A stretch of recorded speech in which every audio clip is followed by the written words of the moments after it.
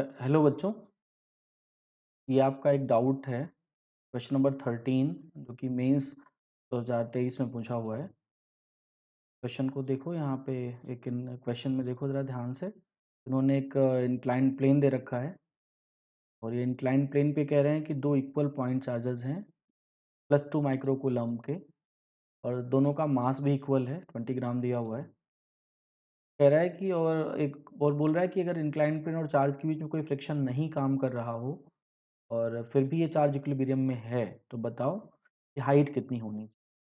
इसकी हाइट की वैल्यू कितनी होनी चाहिए, राइट? इस हाइट की वैल्यू मिलीमीटर में पहुँचे। चलो हम लोग इसको सॉल्व करते हैं, इस प्रॉब्लम को। सबसे पहले हम लोग इसको रीड्रॉ कर लेते हैं, फिर से हम लोग इसको रीड्रॉ करते हैं। देयर इज़ अ ओके, फिर से यहाँ पर there is a right angle, there should be a right angle triangle. यहाँ पे एक राइट एंगल ट्रायंगल बना लें, right. There is a right angle triangle. थोड़ा-सा इसमें ओपन बोर्ड में सुविधा नहीं मिलती है कि मैं आपको रिकरेक्ट कर ले।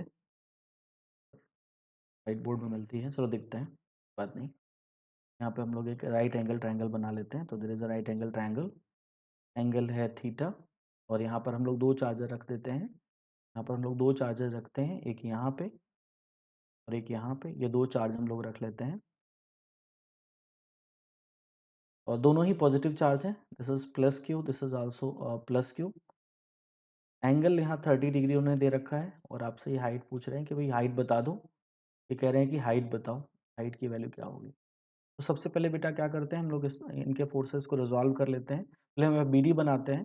तो बीडी अगर बनाएंगे तो आप ध्यान से देखो, ये जो चार्ज है क्योंकि इंक्लाइंड प्लेन पर है, तो अगर आप ये चार्ज क्योंकि इंक्लाइंड प्लेन पर है, चार्ज जो है क्योंकि इंक्लाइंड प्लेन पर है, तो आप फिर से मैं इसको बना दे रहा हूँ। तो इंक्लाइंड प्लेन पे चार्ज है, वाला चार्ज इंक्लाइंड प्लेन पर है और आप ध्यान से देखो, अगर हम फ्री बॉडी डायग्राम ड्रॉ करें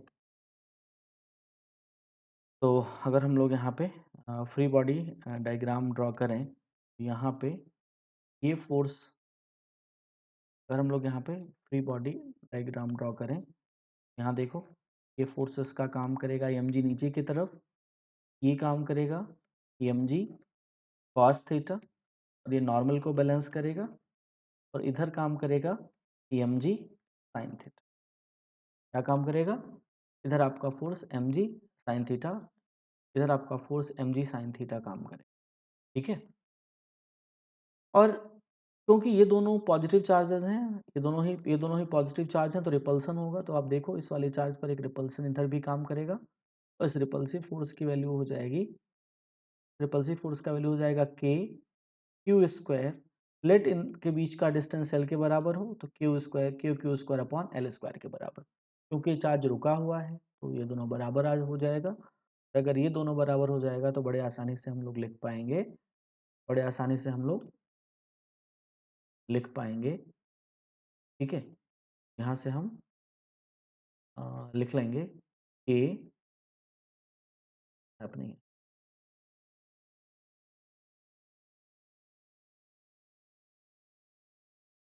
वेट,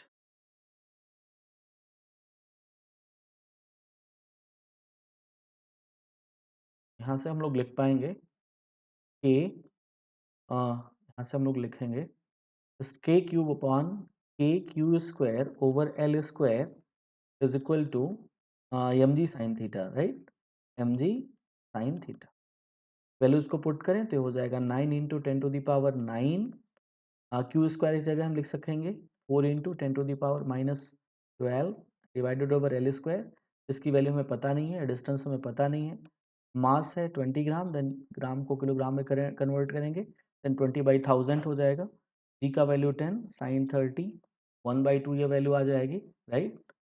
और फिर हम इसको यहाँ से हटा देंगे तो ये दोनों जीरो गायब हो जाएगा, ये 2 चला जाएगा, ओके। और ये देखो आप ये हो जाएगा 36 into 10⁻³ is equal to, it is going to be l square by 10। L square की वैल्यू आ जाएगी 36 इंटू 10⁻²। तो L की वैल्यू आ जाएगी 6 इंटू 10⁻⁻1 यानी ये जो लेंथ होगा, ये जो लेंथ की वैल्यू आ जाएगी वो आ जाएगी 0.6 मीटर। पर तुमसे लेंथ नहीं पूछ रहा है, तुमसे हाइट पूछ रहा है, राइट? तो फिर वापस इधर देखो, अगर इस राइट एंगल ट्रायंगल को देखो, एंगल हो जाएगा 30 डिग्री। ये हाइट है h, ये डिस्टेंस आपने L निकाला है, L का वैल्यू 0.6 मीटर, तो h की वैल्यू हो जाएगी, h का वैल्यू हो जाएगा L sin 30 and that is 0.6 into 1 by 2, answer is 0.3 metre. अगर हम इसको मिलीमीटर में कन्वर्ट करें तो h की वैल्यू आ जाएगी 300 मिलीमीटर, तो आंसर होगा 300 millimetre and 300, the answer would be 300। Answer क्या आ जाएगा? 300 आ जाएगा, राइट? तो आई होप ये सोल्यूशन आपको समझ में आया होगा। ठीक है, यहाँ पर सिंपल आपको बीडी बनाना है और फोर्सेस को बैलेंस करना। Thank you.